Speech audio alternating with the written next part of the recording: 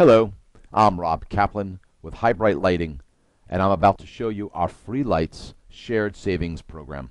The spreadsheet that you're looking at, you should have an identical copy, and we're going to walk through each one of these numbers so you know exactly where they came from. It's really quite basic, and once we go through it, I'm sure it'll answer all your questions. If not, feel free to call us, and we'll gladly go over it with you in person. Let's start with $1 million investment, because that will show us, for math's sake, what these results could be for every $1 million, whether it be 1, 3, or 5 million invested. For the invested amount of money, we know that we can install for every $1 million 6,667 fixtures. These fixtures, as noted below, which I'll show you in a minute, are $150 per fixture, including installation. These are the savings that result from replacing old and existing fixtures with our fixtures, and these are the savings we get to keep. 50% of the gross amount of money that we save, half of it goes to the facility where the lights were installed, half of it we keep. That's how our shared savings program works. The advantage to the facility is they pay no money. As long as they have good credit and they're credit worthy, we will take the risk and do the installations at no cost to them. The benefit to them, they get half the savings. So imagine a facility, and there are plenty, that have several thousand lights. We go in, we replace all of those old lights at a cost of $1 million. That facility, just for saying yes, now will receive $547,000 a year. If they were a 2-shift business, if they were a 3-shift business, and therefore more hours of operation, more hours that the lights are burning, they would save even more money.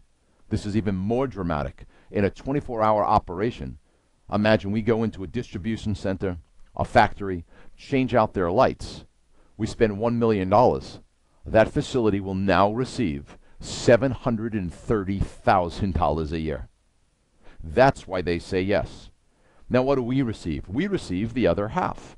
So, again, if it was a 2-shift business, we would be receiving $547,500. If it was a 3-shift business, 24/7, we would be receiving the $730,000 that would come into our bucket. From that bucket, we're going to pay back to investors an agreed amount, regardless of the savings. We will pay a fixed amount of $317,927 to the investors. Where does that number come from? Well, it's a simple amortization at 20% on $1 million, and that can be found on sheet 2. This is a calculation that basically shows the amortization, no different than a real estate mortgage, of $1 million paid out at a rate of 20% for 5 years, resulting in $317,926.60 is what would be paid out, principal and interest. So if we go back to sheet 1, you'll see over here that number. That becomes a fixed number. No matter what the savings, no matter how much money we make, we pay the investors their money back at 20%. Now, from this money, whether it's 2 shifts or 3 shifts, the range of savings that we earn is $547,500 to the $730. From that number, whichever it may be, we subtract what we have to pay the investor. And therefore, on 547 minus the 317,927 yields 229,573 is the net that our company would keep after paying the investors.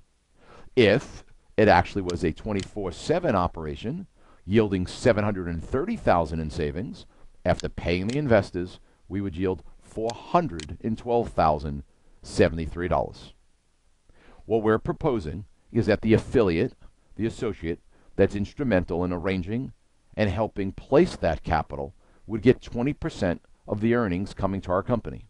Therefore, on $229,000, you would receive $45,915 per year, or over 5 years, $229,573. So for raising and placing $1 million in equity capital, you would earn, on the small range, of $229,573,000 up to $412,073 paid out over 5 years for every $1 million raised. Now let's examine some of the numbers to really understand where this comes from. How do we end up at the 6,667 fixtures? Well, that's simply cost of a fixture over here, $150. Divided into $1 million will allow us for every $1 million invested to install 6,667 fixtures. Now, where do the savings come from? How do we arrive at this savings over here? Well, that also is very basic. Let's scroll down and take a look at how the kilowatts affect savings when we reduce the kilowatts from 460 watts to 210. Assuming an average throughout the United States of 10 cents per kilowatt, and that is quite conservative, as we have many places 12, 14, and 18 cents per kilowatt.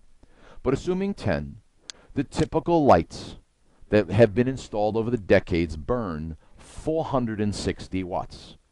The reason for that was that they needed the intensity to move that light from very high ceilings down to the floor.